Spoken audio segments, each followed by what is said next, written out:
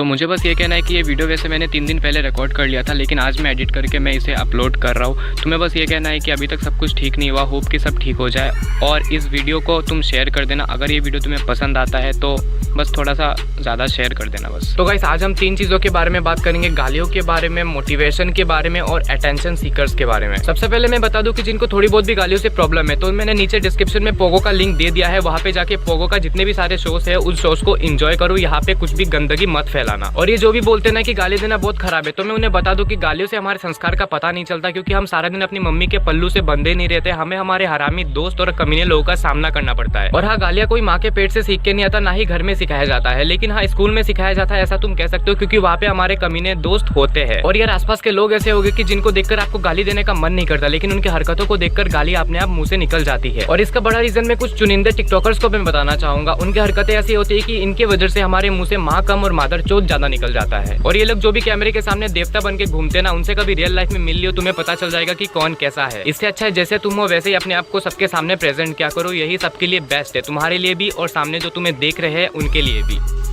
अब बात करते हैं मोटिवेशन के बारे में। तो मेरे से लोग पूछते हैं कि मैं ऐसी वीडियोस को कैसे कवर कर लेता हूँ जिनसे लोग इतना रिलेट कर सकते हैं। तो मैं उन्हें बता दूं कि जरूरी नहीं कि मैं उन सब चीजों से गुजर रहा हूँ या फिर मैं गुजर चुका हूँ, और बस मैंने लोगों के एल लगते हुए देखे हैं। अब यार इतना डीप जाने की जरूरत नहीं, क्योंकि कुछ सवाल दिल को सच में यार बहुत ठेस पहुंचाते हैं। और मैं किसी का नाम मेंशन नहीं कर रहा, लेकिन मैं तुम्हें बता दूं कि अगर तुम्हारे लाइफ में सच में कभी एल लगे हुए है ना, तो मेरे भाई किसी की मोटिवेशन उस वक्त काम नहीं आती। और तुम मेरे इस लाइन से तभी एग्री या फिर रिलेट करोगे जब तुम्हारे लाइफ में सच में कभी एल लगे हुए हो। मेरे चैनल पे अभी 2 स्ट्राइक पड़ी है, तो तुम्हें ऐसा लगता है कि कोई भी आके मुझे अगर बोलेगा उठो, लड़ो, भागो, तुम कर सकते हो, मुझे मोटिवेशन मिल जाएगा। नहीं मेरे भाई, ऐसा नहीं होता। ऐसे मोटिवेशन का कोई फायदा ही नहीं जो तुम्हारी रियल लाइफ से रिलेट ही ना करता हो। तो यार अब बात करते हैं मेन टॉपिक के बारे में। तो यार मेरे इंस्टाग्राम पे फॉलोअर्स बढ़ नहीं रहे, तो मैं भी सोच रहा हूँ कि एक लड़की का फेक आईडी बना लेता हूँ और मैं किसी लड़के को फंसा देता हूँ, रातों रात 500 से 50,000 फॉलोअर्स हो जाएंगे। तो मेरे भाई लोग, तुम्हें बॉयज लॉकर रूम के बारे में पता ही होगा। तो यार वो जो स्क्रीनशॉट एक वायरल हो रहा था ना, जिसपे एक सिद्धार्थ नाम का लौंडा था जो बहुत ही घटिया बातें कर रहा था, अंत में जाके पता चला कि वो एक लड़की है। और वो जो भी रेप वाला स्क्रीनशॉट था, उन्हें मौके का फायदा देखकर बॉयज लॉकर रूम के साथ ऐड करके उन्हें वायरल कर दिया गया, लेकिन दोनों अलग अलग चीजें हैं। और तुम्हें पता है जब लड़की से इस बारे में पूछा गया कि उसने ऐसा फेक अकाउंट क्रिएट करके ऐसा उस लड़के के बारे में ऐसा क्यों बोला, तो उसने कहा कि यार मैं तो बस कैरेक्टर टेस्ट कर रही थी। वाह रे बहन, ऐसे करते कैरेक्टर टेस्ट।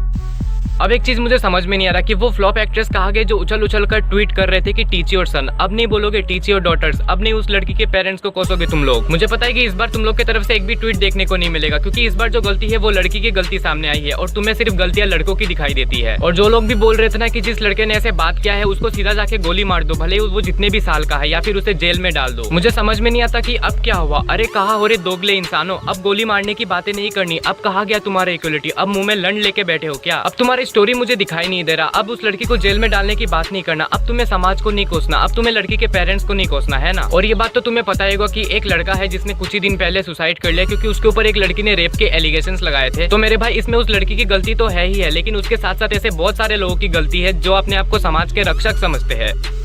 और ये अटेंशन और फॉलोअर्स पाने का सबसे आसान तरीका है, कुछ भी लड़कों के बारे में अगेंस्ट में लिख दो, भले इससे उसके फ्यूचर के एल लग जाए या फिर उसके समाज में कोई इज्जत ही ना बचे। लेकिन तुम्हें इन सब के बारे में सोचने का जरूरत नहीं है, तुम्हें रातों रात फेम मिल जाएगा और यार बाकी कसर लोग पूरा कर देंगे और तुम्हें 500 से 5,000 तक या फिर 50,000 तक फॉलोअर्स मिल जाएंगे। अरे भाई एक चीज मुझे समझ में नहीं आता कि यार फोटोशॉप नाम का भी चीज होता है, लोगों को ये बात समझ में क्यों नहीं आता। और यार एलिगेशन लगाने का ये मतलब नहीं होता कि लड़का गिल्टी प्रूफ हो चुका है। और यार हद तो तब पार होगी जब मैंने कुछ लोंडों को देखा कि वो बहती गंगा में हाथ धो रहे थे। कहने का मतलब है जैसे ही फेक स्क्रीनशॉट स्नैपचैट के और यार ये बॉयज लॉकर रूम वायरल हुआ तो ये लोग पोएट और शायर बन गए। मतलब यार हद ही है। भोसड़ी को मेरी बात ध्यान से सुनो, अगर तुम लास्ट वर्ड को राइम कर लेते हो और तुम बैकग्राउंड में एक सैड सा सॉन्ग ऐड कर लेते हो तो तुम शायर नहीं बन जाते हो। ऐसे तो साला मैं भी शायरी करता हूँ, तो क्या मैं खुद शायर हो गया?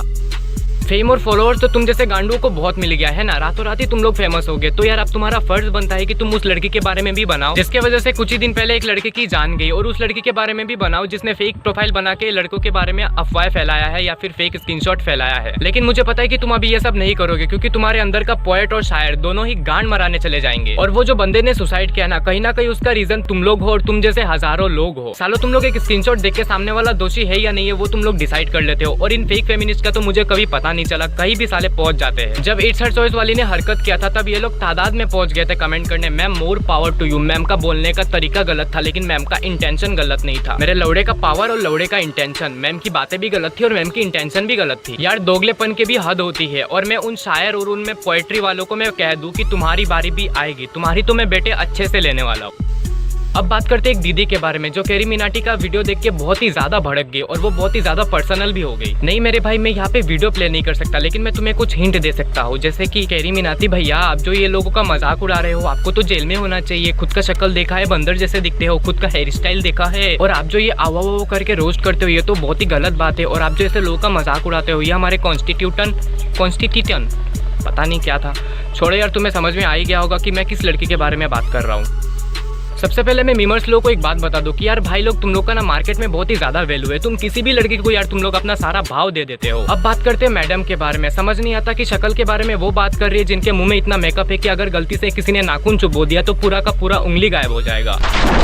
और अपीयरेंस के बारे में वो मैडम बात कर रही है जिन्होंने शक्ल में इतना मेकअप लगा रखा है कि अगर 10 लड़कियां उनके मुंह में हाथ फेर दे तो वो भी मेकअप कर सकते हैं। और हेयर स्टाइल के बारे में वो लड़की बात कर रही है जिसको 30 सेकंड का वीडियो बनाने के लिए 3 घंटे तक रेडी होना पड़ता है।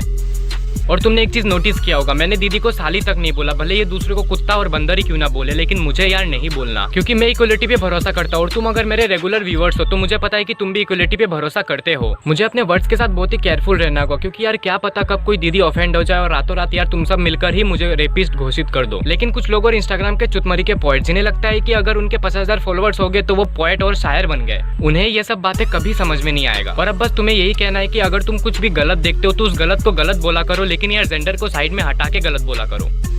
और अगर तुम मेरी बातों से सहमत हो तो नीचे कमेंट करके जरूर बताना। और यार मेरे चैनल पे 2 स्ट्राइक की ये बात तो तुम्हें पता ही होगा, तो यार सेकंड चैनल जो है उसका लिंक मैं नीचे दे दूंगा, उस चैनल को तुम सब्सक्राइब कर सकते हो अगर तुम्हें मेरी वीडियो सही लगती है तो। लेकिन कमेंट करके अपना ओपिनियन जरूर बताना और आपसे मिलते हैं नेक्स्ट वीडियो में, तब तक अपना ध्यान रखना, बाय।